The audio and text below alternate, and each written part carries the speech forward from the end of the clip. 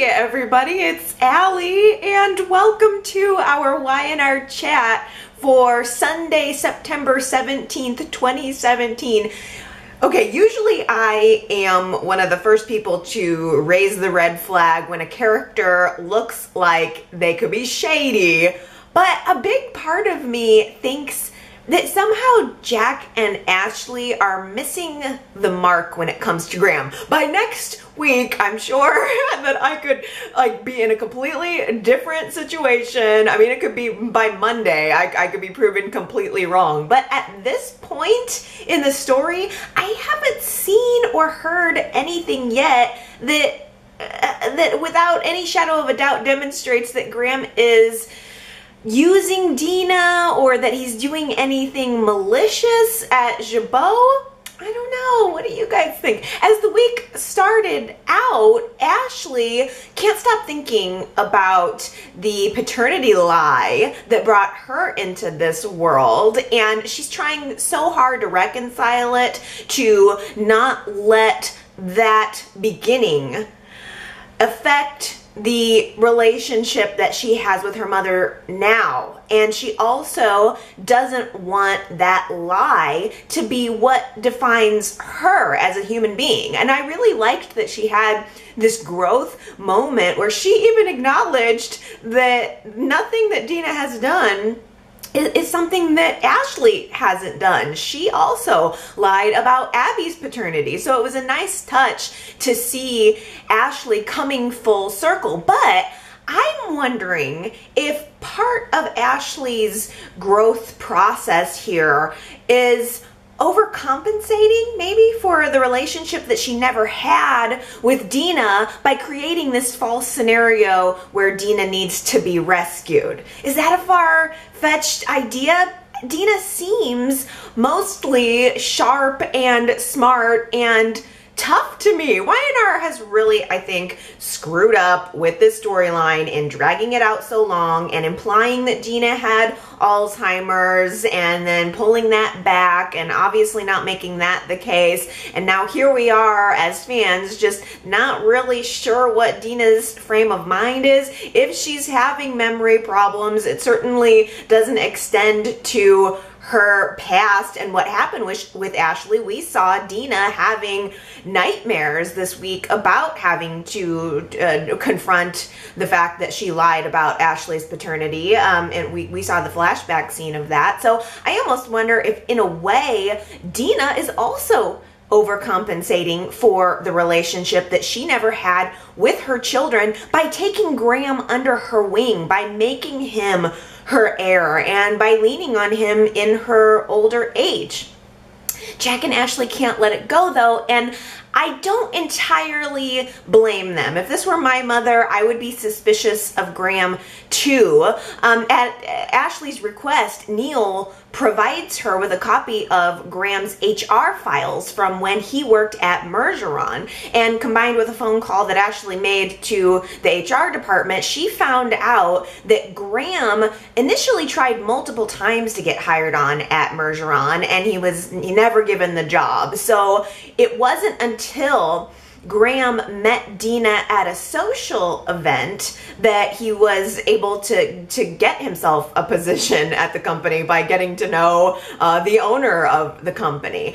Ashley thinks that is very suspicious, but I'm gonna be honest, it's kind of not that, like that in and of itself is kind of not suspicious. A lot of people go to events, social events, to try to network and maybe even hobnob with the right people to try to get in with their companies. I mean, Graham wouldn't be the first person to try to snuggle up to a boss to get a job. So just in a nutshell right there, that's not a huge red flag for me.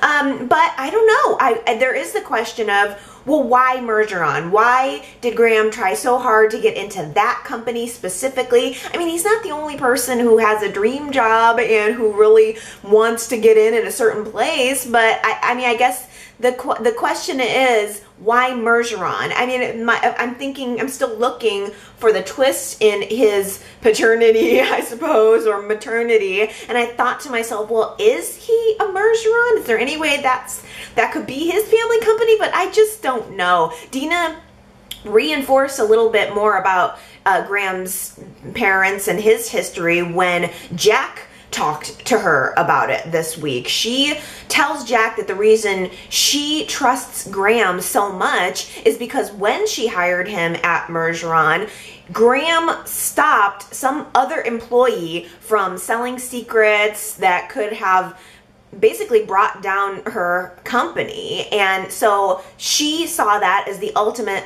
act of loyalty, and that's how he gained such a huge portion of her trust. Now, all of that could be true, but there's also the possibility that that could be something that Graham fabricated. Maybe he pulled a Victor Newman style move and created the crisis so that he could come in and offer the solution to Dina. I mean, the history could go either way. I don't know why I want to give Graham the benefit of the doubt. I guess it's just simply that we have seen him demonstrate care for Dina. We have seen him try to help her. We haven't seen him do anything to try to hurt her.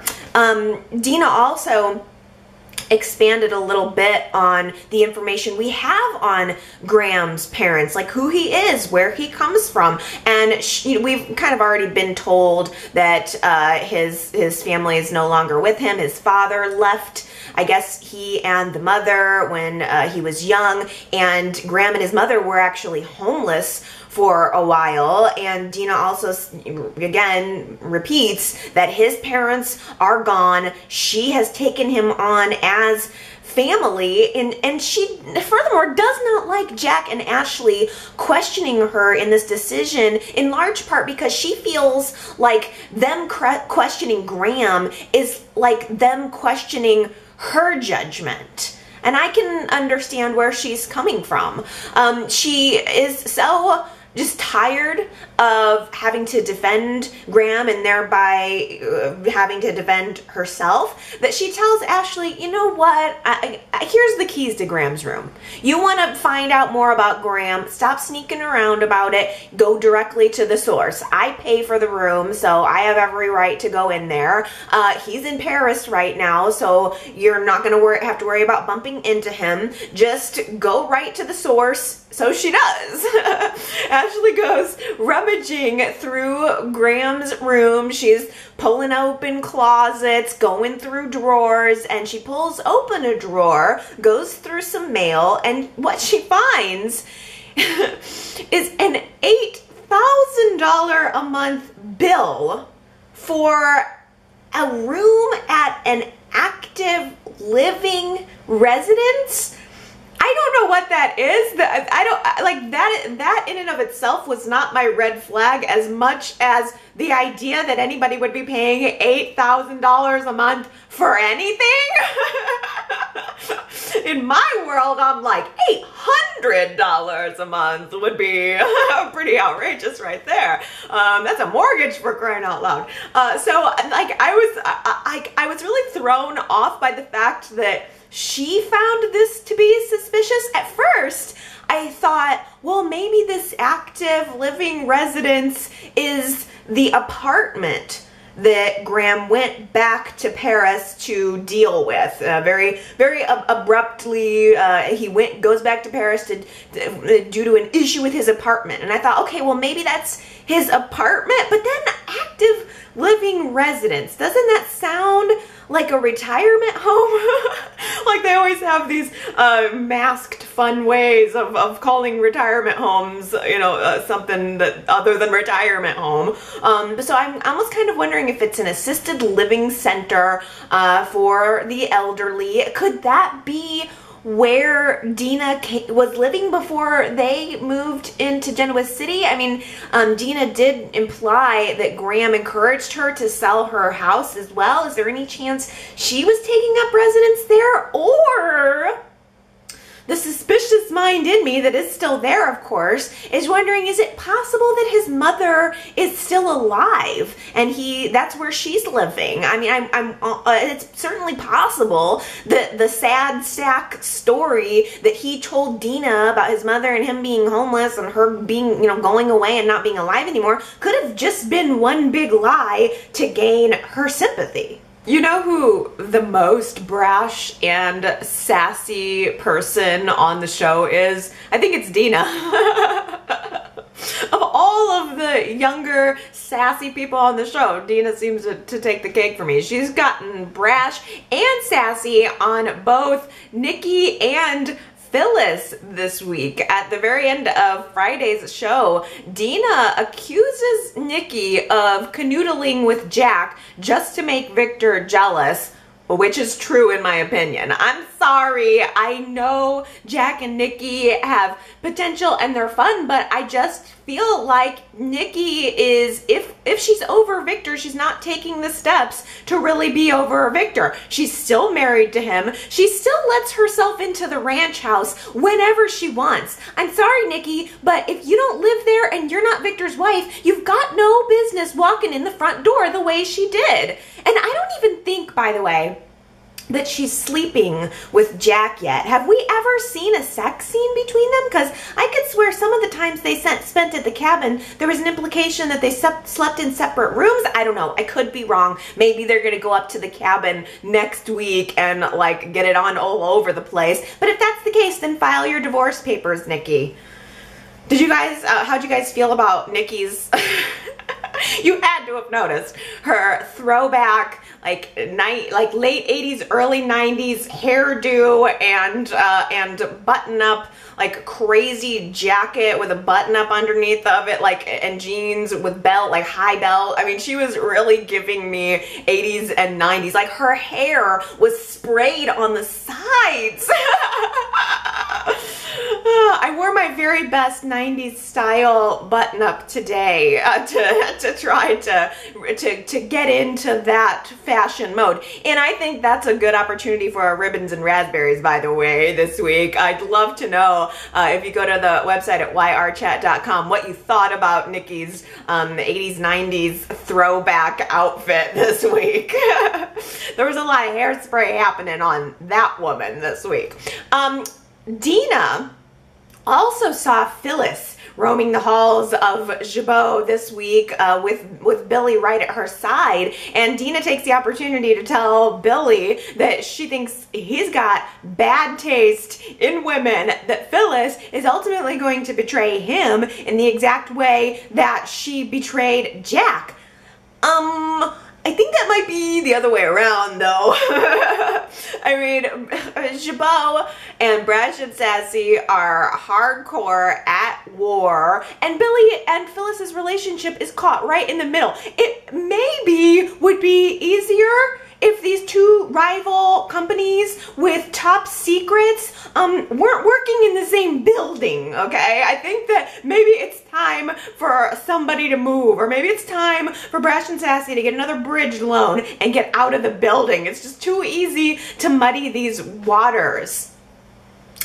So, a couple weeks ago, Billy offered gift cards to Brash and Sassy customers and told them to just like, I'm giving you $100 in gift cards. I don't even know if he took that out of his own pocket or what. Go to Fenmore's, buy up our products. And what that did was give Brash and Sassy a sales spike that is making Jabo sweat. It also gave Brash and Sassy some momentum to try to take on some new products. And it also gave Victoria and Billy some new reasons to work late nights at the office. The cherry on top of all of that being the fact that Victoria and Billy share children together. Johnny's first day of school was this week. They have so many reasons to bond. I mean, like, they're one little happy family this week at home and at work. The beginning of Wednesday's show, I think it was absolutely hilarious. The show opened up with all of these different women trying the brand new Brash and Sassy facial mask, and it had this like operatic music over it, and it, like, just the sense of, I put on this facial mask and before I did, I was as ugly as a dog, and now I am pulling it off and I feel beautiful and rejuvenated. I feel brash and sassy. It was so funny and so cute. I thought it was I just thought it was a funny touch. I really liked that. It was a fun way to start that show, and it just gave me like all kinds of smiles. I thought it was cool. The Sassy Mask is what they're calling it. I thought that was really cute. But I mean, all of this is leading up to Billy and Victoria having all of these reasons to feel positive together, and it's just Phyllis on the outside looking in week after week, wanting to be involved with Billy and wanting to get to know his kids, but feeling like the only way she can do that is by bringing Brash and Sassy down to break up any work connection that Billy and Victoria are going to have. And right there is the flaw in Phyllis's thinking. You could bring Brash and Sassy down, but that's not going to stop them from sharing children. I mean, if you've got a fundamental crack in the foundation of your relationship, there's nothing that you're going to do cosmetically that's going to change that. You have to work on the foundation of the relationship. And frankly, I think that Phyllis is spending way too much time with Jack. I think he's getting inside her head, and it's making her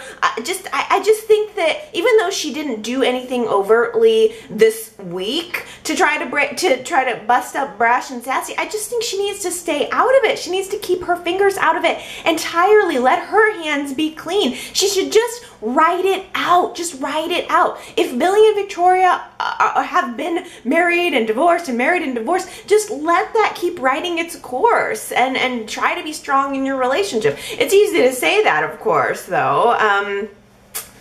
I just think Phyllis's insecurity gets the best of her. So instead of being calm, because that's not who Phyllis is ultimately, she's on a mission this week to find out why Brash and Sassy sales figures are so strong and how they knew about the Parker beauty acquisition, like how they got Jabo's company secrets. Who could it be? Could it be a spy? I'm kind of surprised that Graham is not being blamed for that one. I mean, come on. They found out that Dina was sharing information with Graham, and they're wondering how information got to Brash and Sassy. I haven't heard anybody expressly say, well, maybe Graham did it. I'm kind of surprised about that. Well, of course, everything that's going on with Brash and Sassy's success right now is A, because Billy paid the customers to buy the products, and B, because he hacked into Phyllis's computer to get the information. But of course, it doesn't even occur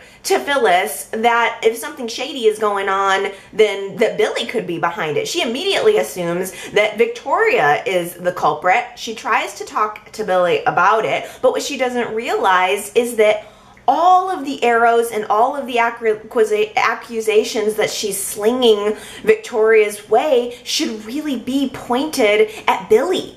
All of the bad things that she thinks Victoria is doing are Billy. It's the result of Billy, and she's been betrayed, and that he's used the trust and the security of their relationship to do it.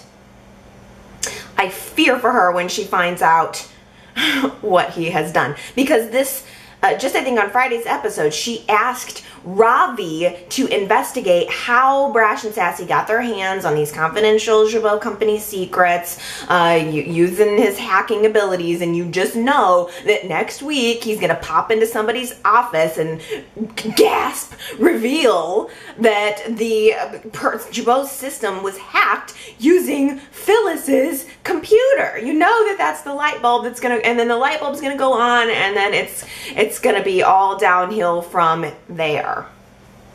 P.S. Has anybody else noticed how Ravi has totally replaced Kevin as GC's resident computer whiz? I mean, it's like they literally just swapped out Ravi and Kevin. I mean, I'll agree that the character of Kevin had become a little bit more of a set piece in the last years. They just really didn't develop him. They didn't do anything interesting with him. But, I mean, he was still a legacy character on the show. I still don't think he necessarily deserved to be cut out entirely. They just needed to develop him. But it's good news, though, for Kevin fans. I saw on Soaps in Depth this week that Greg Ricart is officially back on the set. For how long? I don't know. But Kevin's gonna be coming back at least for a little while. Uh-oh, before you know it, Mattie is going to be ditching her glasses for contact lenses and like hiking up her skirt and maybe even getting a B in school for the first time. What a bad girl. It was kind of funny this week that Reed convinced Mattie to skip school. Of course, it's not funny if you're her parents, but, you know, from an outsider, I have no invested interest in these children's education. It was kind of interesting. And of course, they just want to be together. They go to different schools and they're forbidden from seeing each other. So they both decide to skip school. And of course, Mattie's school calls Kane's cell phone direct and he says, oh yeah, she was getting a ride with a friend. And the school says, well, no, actually the friend already arrived and Mattie wasn't with her.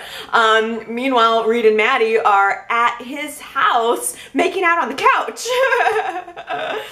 I got lots of comments this week of people predicting that that Mattie's gonna get pregnant. And I tell you what, I am not sure if that's gonna happen. I mean, Y&R did kind of go to the trouble of showing Reed and Mattie making out and it kind of progressing. Like, it was a little bit shocking to see him go to try to untie her skirt. I mean, they're just so young. I mean, in our minds, these are children, and to see that was, I'm not gonna lie, it was a little bit shocking.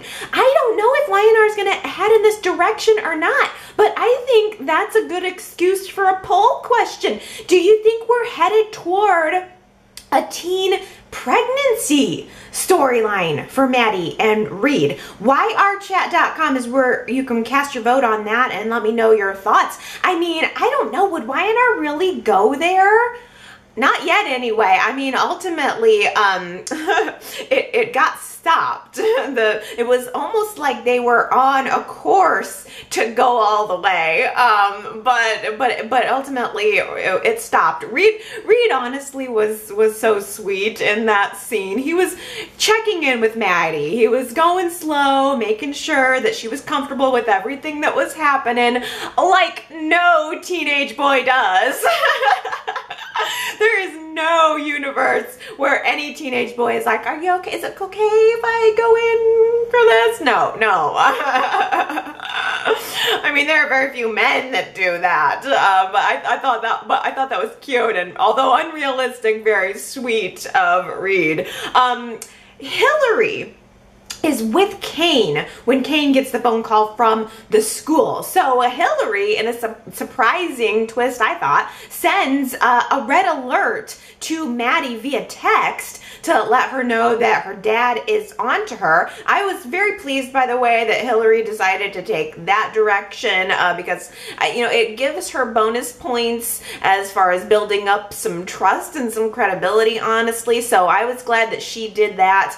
And it causes Mattie to call Kane and make up a story about where she is. Oh, the friend and me, we got a flat tire on the way to school, but we're almost there now. But the fact that she mentions the friend is what, you know, makes Kane realize that she's lying in that moment. He knows instantly because the friend already arrived at school, and he knows instantly that she's with Reed. Of course she's with Reed. Reed has been corrupting his perfect angel princess with his good looks and his hair.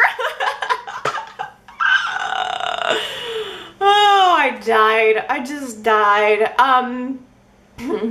He marches right over to Victoria's house, like grump, grump, grump, and he confronts Reed. Mattie's already gone, but Reed is there, and Kane gets up in Reed's face. Victoria walks in on it, doesn't appreciate seeing this guy in her house after everything that he's done, after all of the problems that he's caused her personally. She's sure not gonna let him get up in her son's face. It was pleasing to me to see Victoria support Reed. I mean, yes, there was a punishment that needed to be given for skipping school, but she was a little bit more relaxed than I would have expected her to be. She's just not gonna let somebody push around her son. So I liked that she literally pushes Kane out the front door, like, get out of my house. She tried to file a restraining order. She called Michael, like, come over here.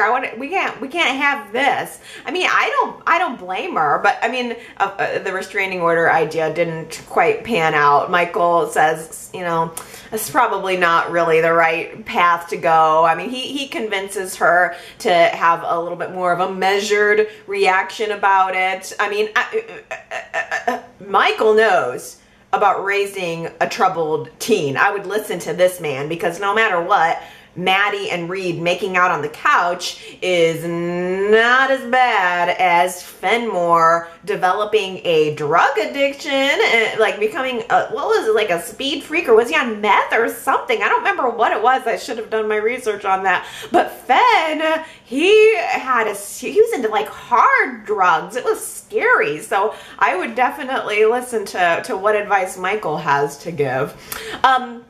After Kane left Victoria's house, though, he goes straight home and tells Lily all about this, who also had a much softer approach to what to do with these teens. I mean, Lily understands from firsthand experience that if you try to pry Reed and Mattie apart, then it's only going to push them further together. And Lily also acknowledges and reminds Kane that her father did not appreciate their relationship when it first came up. He did not approve of Kane. So, you know, and it made the passion all that much more intense. I really liked seeing the flashback of Kane and Lily, by the way. It's weird because, like, first of all, I mean, you guys know that I find Kane to be attractive.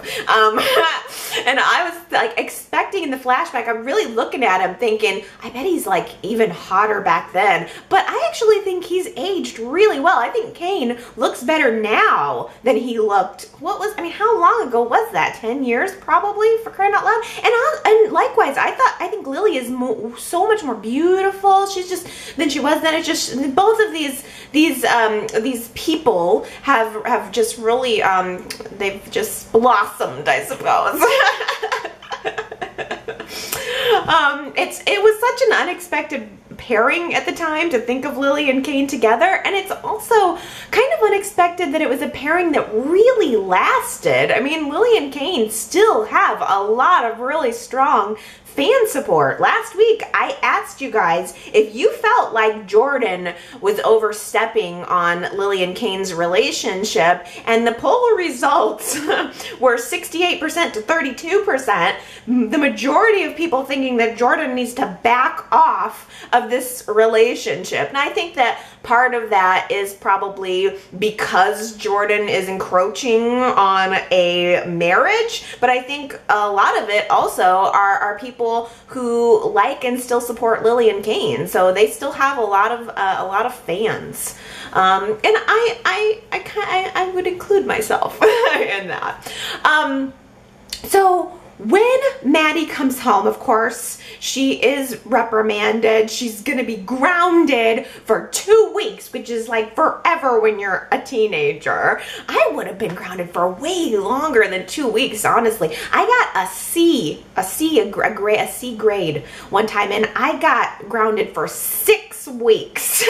6 weeks of like no sleepovers, no phone, nothing. It was not fun.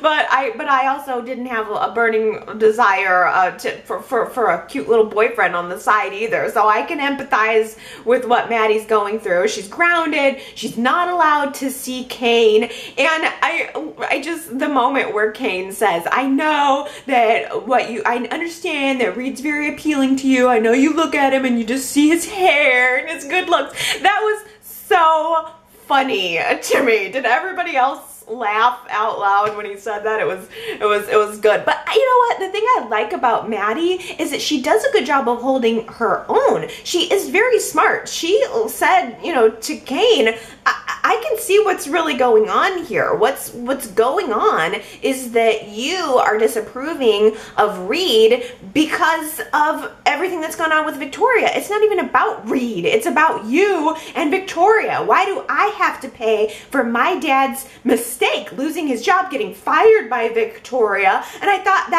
it was a great point that she said, look, nobody blames you for the things that Grandpa Colin has done.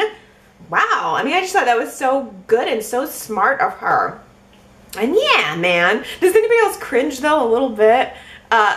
Saying or hearing the term Grandpa Colin. It's just like, I don't know, grandpas they're usually like nice, warm, older gentlemen, which Colin is not. And for that matter, neither is Grandpa Victor. Nikki finds out that Victor has been manipulating Faith. She knows that he went up to the camp on the last night that she was there and told her in advance that she was going to be moving, which she kept a secret because she trusts her grandfather. But the information she didn't know was that it was because Victor actually kicked her and her father off of the ranch. He went up there just so he could spin it and make himself look like the good guy, and Nikki wasn't about to let him get away with it. As soon as she finds out, she calls Nick, who actually had a sit down to talk to Faith about it. And I was really glad that Nick leveled with her, that he didn't let this, lie go on. I mean, I just thought that was such a great moment. I mean, Sharon didn't see that coming. She was sitting there like, oh, okay. I mean, I really liked that they both sat down, they both talked to her, and she was so mature enough to say, thank you for telling me this. I mean, she didn't have some big bratty reaction, but she then later sees Victor and says, I don't trust you anymore. You lied to me. I mean, gee. It's like one by one, everybody in Victor's life has to learn this lesson one way or another, sometimes more than one time. I mean, like, are there any other grandchildren that who might be susceptible to manipulation that you could work on instead, Victor? Oh yeah, Noah. Nick and Noah are running into trouble getting their liquor license for the new underground expansion for their club. I will say, I don't understand how you could get this far into opening up a bar and not making sure that you have the liquor license on lock. That should have been one of the first things that you worked out, but it's an obstacle. Victor meets with Noah at the ranch and reveals that he knows all about this problem. I mean, I'm assuming he created it so that he could swoop in and be the hero, because Victor proposes to Noah that he can help grease some palms and get them the liquor license and be the good guy and help make Noah's dreams come true. And Noah's receptive to it because Noah's not in the same place as Nick is. He hasn't had to learn this lesson many times. His perspective is, well, if there are strings that can be pulled, why not let Victor pull them? So Noah talks it over with Nick, who I think is just realizing that this means a lot to his son, and he wants to put his son's dreams and ambitions above his own feelings of betrayal and animosity as a son, which on some level was very mature of him. He agrees to let Victor help them get the liquor license, and like 5 minutes later it materializes magically in Victor's hands. I think that, do you guys think that it was right for Nick to agree to that? Because part of me thinks that Nick really should have drawn a hard line with not letting Victor influence any area of his life, any area of his business, if that's how he feels. Because probably the best thing that Nick could do for Noah would be to make sure that he doesn't continue to fall into the same traps as Nick did growing up and even just in the more recent past. I mean, Victor's help always comes with consequences. It always comes with, you know, more strings. And if it's not now, then it's eventually. Eventually you have to pay the price for getting the favor. And honestly, I kind of thought that Noah got that lesson already when he worked at Newman Enterprises, but I guess not.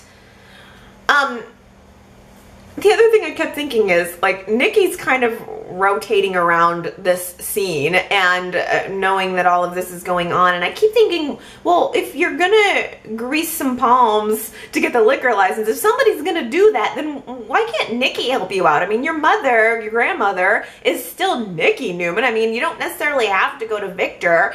Nikki ran for Senate in that state. She doesn't have anybody she could make a phone call to help you get the license. Of course, that does not create the drama that this ultimately will. I don't know. I mean, are you guys feeling any sympathy for Victor here? Because I do feel bad for him, especially when he was standing there, you know, Faith meaning very much to him, and he's standing there watching her say, "I don't trust you," and walk out, and then going and doing something for Nick and Noah and getting no gratitude for it. I mean, and I know that Victor is lonely, and I know that Victor is someone who needs to feel needed. Maybe his point, I'm gonna give him a little bit of something here. Maybe his point when it came to Nick and Noah was that he has not only experience to share, but also business expertise to share. I mean, he's certainly been giving that to Victoria, and maybe he felt like that was something that he could provide to Nick and Noah to help them. Or I don't know, maybe he just wanted to gloat that he's bigger and more powerful than Nick. Zack ass. That's my new name for him. Weasels his way back into Abby's good graces by giving her some sad story about his life and how he grew up fighting for scraps, and now he's just working on this app so hard, trying to stay busy so that he can be a better man for her. Ugh. I hate this guy. I really, really hate this guy. They did a good job of casting someone who's hateable. Because I do.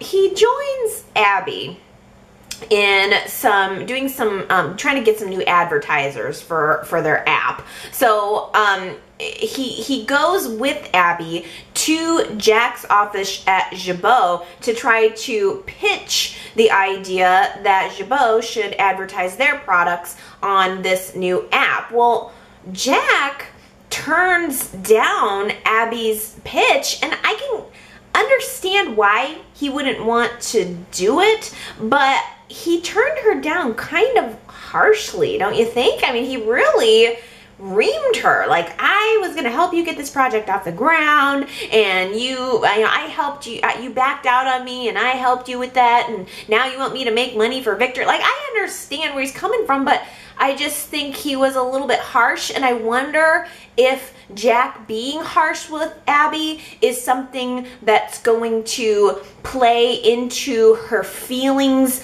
of not being an Abbott or not feeling like an Abbott once it's revealed about Ashley's paternity secret. That's just a prediction, I suppose, on my part. Victoria, though, the Newman side, does agree to the advertising, but I loved that Victoria senses that Zack is a little off, because he is. He ordered Crystal to be sent away this week. I don't even know what that means. I don't know what sent away is. Tessa went over to the house. She tried to get inside, but of course she couldn't. Sharon and Scott, though, are still tracking the car that Alice had been driving. And when Alice says goodbye to Crystal, says you're going somewhere, she puts her into a car with this goon, and Sharon and Scott are following the tracking device on the car to some airport. I don't know what that means. Crystal's sitting in the car looking pretty uncomfortable, not knowing where she's going either. I sure hope it's some nice place with kitties and rainbows and unicorns and glitter and not some ditch on the side of the road somewhere.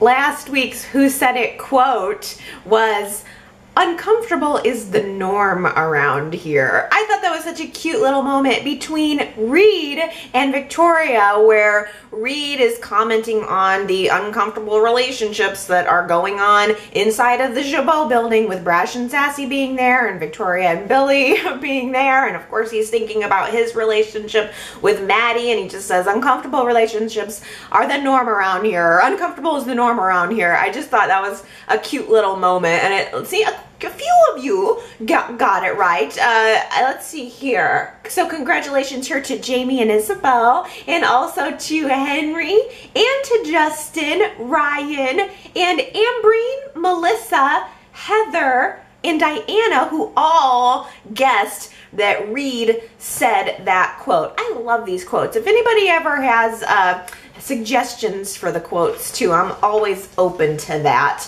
I liked this little moment. I think you'll get it if you were honed in on the scene. Just a little short one. The quote is, "Counterfeiting? I love it." But I think maybe that one stuck out at me because I'm watching Big Brother. Do you guys watch Big Brother? And there was a kind of a little somebody talking about counterfeit and counterfeiting. So maybe that word just stuck out at me more this week. Counterfeiting, I love it. Do you know who said that? If you do, just go to yrchat.com. There's a little box you'll see right, it says Who Said It. You'll see right where you can leave your guess. Click on it, send your answer, and if you get it right, then you'll find out on next week's Y&R Chat. My favorite part of Y&R Chat is reading your comments. I love hearing what you guys have to say. And like, if one of you goes missing, I do freak out a little bit, because actually Sandra had left a comment about Superplex. I know you guys all hear Superplex, it's a memorable name, but Sandra had left a comment for me saying Superplex didn't comment last week, and Superplex chats from Puerto Rico, and you know, she was worried, Sandra was worried that Superplex could have been affected by the hurricane. But I saw a message saying Superplex is back up and running, didn't have power for a week, which I can't even imagine not having power for a week. But I totally noticed that you weren't there, and I'm so glad that you're okay. I hope that I didn't like even connect it though to the hurricane for some reason. I mean, I was like, you know, I assume, you know, people go on vacation. I never want anybody to feel pressured to comment by any means. But I hope that other Y&R chatters haven't been affected by that. I mean, I know it really did some damage, and I know you guys would notice if I wasn't here for a week. So I hope everybody's okay. If I'm not here for a week, I mean, maybe 1 week there could be some extenuating circumstance, but if it goes into like 2 weeks or something, I am dead. Assume that I am dead, because I would never just leave you guys and not comment. I have instructions for what to do if anything happens to me, how to, you know, get into the website and let everybody at least know that I'm dead. Oh, well, I mean, for crying out loud, we've been here for 10 years. I'm not just gonna, I would never just disappear. And so I care about you guys so much, and I appreciate your comments so much, and I do hope you keep them coming. Sandra also at yrchat.com said, Allie, you asked what we'd like to see from Mal Young's all-encompassing role at Y&R now. I'd love to see more of Paul and more of a real police presence on the show. Right now, it is like this band of misfits are going to solve this sex trafficking ring with no police help at all. Plus, Doug Davidson is great as Paul. Yes, that I agree, Sandra. And I almost wonder if maybe when Kevin comes back, maybe they'll tie in Paul coming back. I'm not sure. Maybe he's just on his summer vacation or something. I'm sure Doug needs a break occasionally. But I agree. I like Paul. And it doesn't make sense that all these people are trying to solve this crime and not involving the police at all.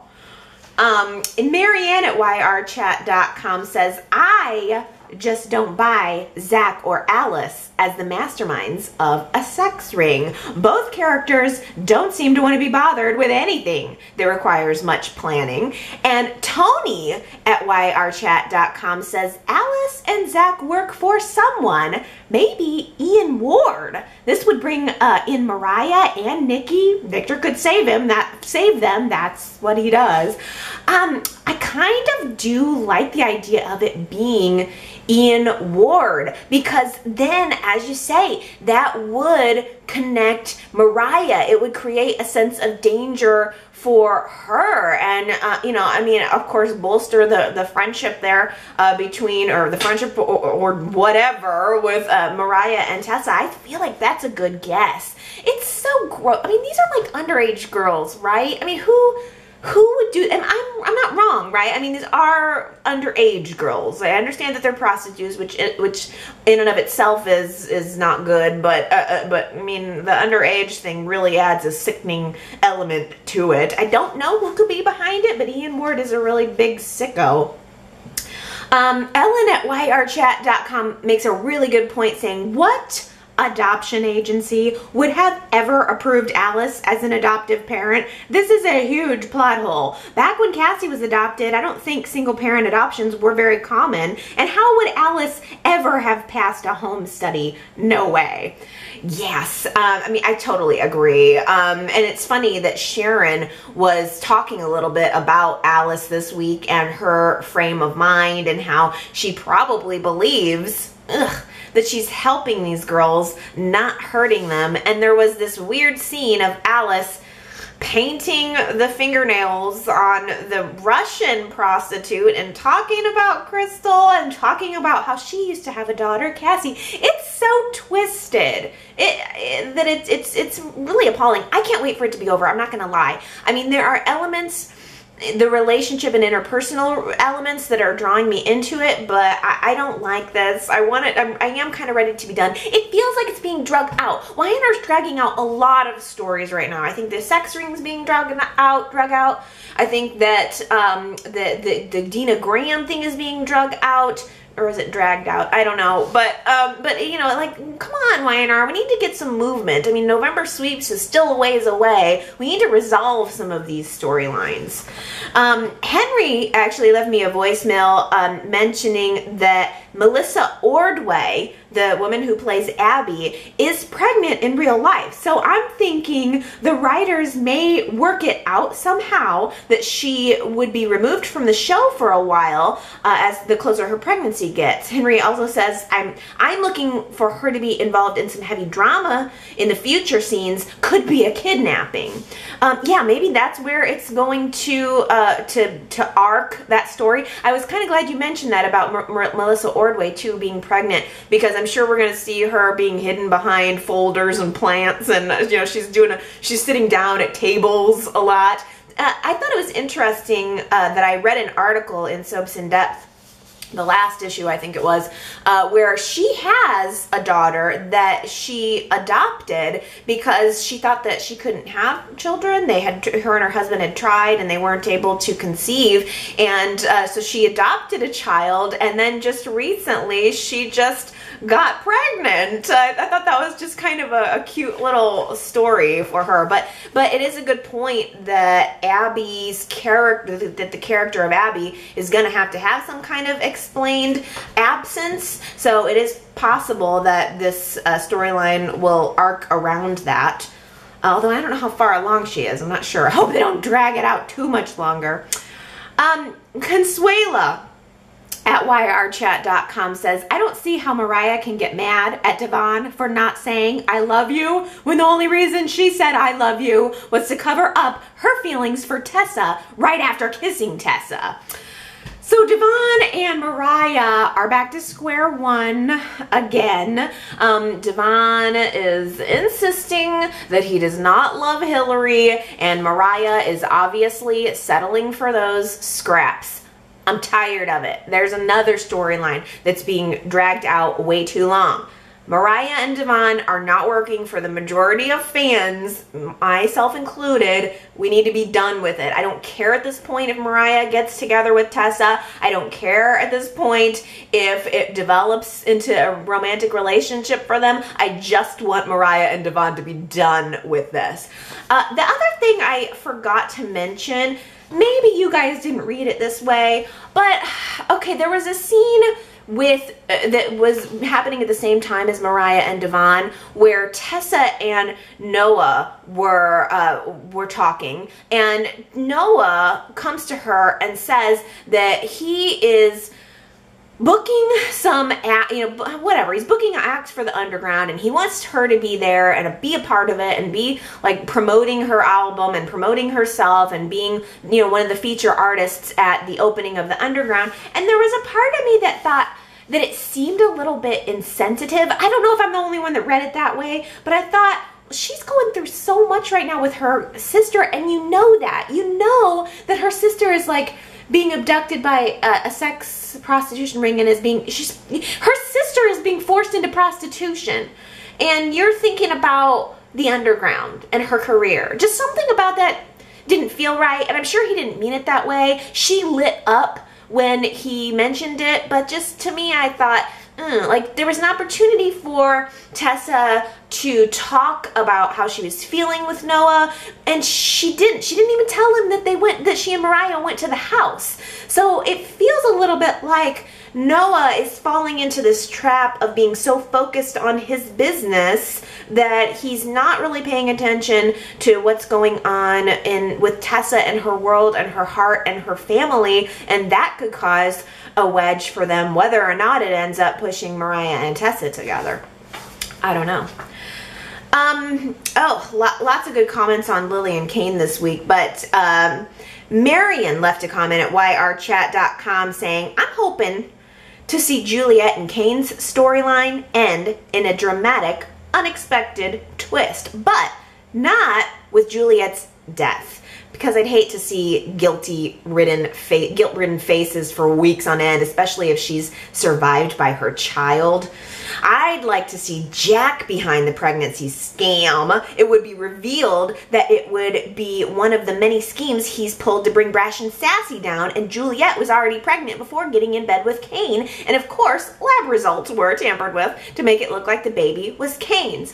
I'm glad that you said that, Marion, too, because I thought to myself, it would be really sad if Juliet were murdered and pregnant. I mean, if she were murdered before the pregnancy, I would have been like, all right, but murdered while pregnant is especially sad, and I don't want to see that become of her. But I do like the idea of Jack being involved. There was a scene, like one single scene, where Jack had expressed some interest in hiring Juliet. I mean, I'm sure that's all could be washed away now, since Y&R seems to be in this also being a story that's been dragged out, I think, and just it hasn't had any real momentum on it. I mean, I like character studies. I don't need everything to be action, but it just feels like this is another example of a story where we're stuck in limbo. Like, we don't really know if Kane's the father, and we don't really know if she's shady, and it just feels like I can't get a read on her, and it just feels like it's been going on too long. So I would like it, definitely, if Jack was revealed to be in on that. I think that's a good idea. Oh, so last week we had the poll where I asked you guys if you felt like Jordan was overstepping on Lily and Kane's relationship. And I really like this comment from Ellen at yrchat.com, because she put it very succinctly. Ellen says, it's up to Lily to set the limits with Jordan. And I think that's true. I mean, it would be easy, of course, to say Jordan is overstepping. And I voted yes, I think he's overstepping. But at the same time, this is a very strong and smart point that Lily should be the one setting these boundaries. Ellen also says Lily's the married person. Jordan is single. However, he knows Lily's confused, so he should keep the physical advances to a minimum. I do think Lily enjoys the ego boost from Jordan. After all, it's not easy being cheated on by one's spouse. You just hit that nail right on the head there. I like that comment a lot.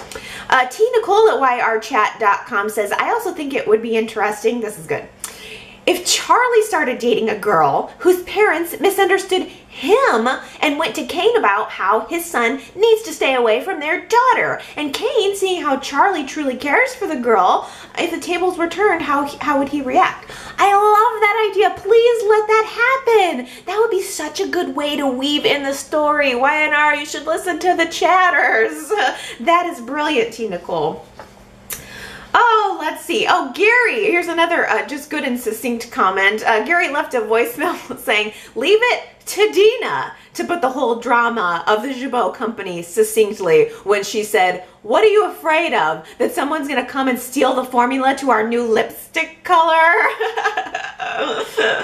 That was a really funny moment on Dina's part. Once again, she seems pretty like on point to me. I'm not seeing Dina as feeble or unable to take care of herself. She is sharp, right? That was kind of funny. I mean, I do think that it was inappropriate for her to share Jabo company's secrets with Graham. Jabo didn't hire Graham. They hired Dina. It was wrong. There's no doubt about it. But at the same time, I also see that Dina is used to doing what she wants when she wants. Dina's used to running Mergeron, where Graham was her right hand. Now she's in a position where she's the subordinate, and it's an awkward dynamic, not only because of her own business professional career, but because of her own personal relationship with her children being her boss. Daisy on Facebook says, at this point, especially after what Ashley found, it looks like Graham is up to no good and Dina has been snowed. Or perhaps she's ill and doesn't realize she's been snowed. I hope, though, that Ashley and Ravi find out who Graham really is, especially if he's planning to hurt Dina financially or otherwise. You know, you make a good point, and you saying that makes me think, is there any chance that Graham could be planning on putting Dina in that active living facility? Does everybody agree that that's a retirement home? I don't know. Leave me some comments on that. I don't know what, like, what else an active living home could be. I mean, just for people who like to wear their sassy workout gear. I mean, I think that, you know, that would be the perfect place for Graham, right? He could wear his sleeveless shirts at the Active Living Center in Paris. That sounds great. Actually, Aaron left me a comment on YouTube saying, so we get a new set at the gym in Genoa City and half the cast was in it all week. All I can say is I really hope with that many people using the same equipment that someone wiped it off first before they started using it. I mean, you know, the real question is, though, Aaron, is that now that Graham is back in town, are we going to see him downstairs working out in his sleeveless workout attire? Oh, I want to end up here on a really fun little piece of research that Shelly did at yrchat.com. Shelly, this was awesome. I can't even say it enough. Shelly leaves a comment that says, okay, just for fun, I did a little bit of background check and researched how old some of these characters would actually be today if they hadn't been rapidly aged or Sorazed. This is fun. So here we go. Starting with Victoria. Born in 1982, she would be 35 years old today. Okay, that makes sense. Nick, born in 1988, would be 29. Okay, let's go with it. Adam, born in 1995, if still alive, would be 22. Again, pushing it, but all right. This one's good. Abby, born in the year 2000, would be 17 today. That's a little bit of a stretch. Also, Noah, born in 97, would be 20 years old. I always feel like Abby seems older than Noah, but I guess technically, let's see, Noah is older than Abby. The character of Noah being 20 years old and the character of Abby being 17. Let's see, Cassie, born in 1991, would be 26. That's about right. I mean, actually, that's probably exactly right. This is a good one. Summer and Faith, both born in 2006. They are both 11 years old. That's probably my favorite one. I could accept Faith as 11, but Summer, they decided to make like 22. So technically, it's like they stopped. They found the little actress who plays Faith, who they like, they want to develop around, and so they just didn't age her. If they didn't seem to love the actress who plays Faith, I really think they probably would have aged her by now to make her more compatible with, for instance, the Ashby twins. Yeah, I mean, some are at 11. Here's another good one. Billy was born in 1993, making him 24. So would be right around the same age as Adam. Is that so? That's about right. Although technically, Cassie would be older than. Is that right? Cassie would be older than both Adam and Billy, and definitely Mariah seems younger than both of them. Let's see, Scott, born in 1991, would be 26. The actor definitely seems like he's in his 30s. Reed was born in 2007, making him 10. Lily was born in 95. Her actual age would be 22. A 22-year-old with 15-year-olds. But the Ashby twins should only be 7 years old. They were born in 2010. I just think it's so funny. I wish I could put that in a timeline to show how old everybody is. Or I guess maybe I should just let it go and let it be. But it's funny to go back into the history and see how it actually plays out on the screen. So once again, Shelly, like, you're the MVP of the week. I just thought that was hilarious and awesome, and I really enjoyed reading that. I hope all the other Y&R chatters enjoyed it too. Okay, well, if any of you guys have any little research projects that you want to post on the website, go to yrchat.com. You can leave comments, you can vote in the poll, tell me what you think of Nikki's wardrobe this week. There's lots of fun stuff to do there. I really enjoy hearing from you guys. You guys really make my week. You make my Y&R experience so much better, and I hope that in some way I do that for you. You can also call into my voicemail, by the way, at 309-588-4569. It's always nice to hear your voices, and you'll hear mine again next week. I'll be back next Sunday to chat about our show. Okay, everybody, have a good one. Bye.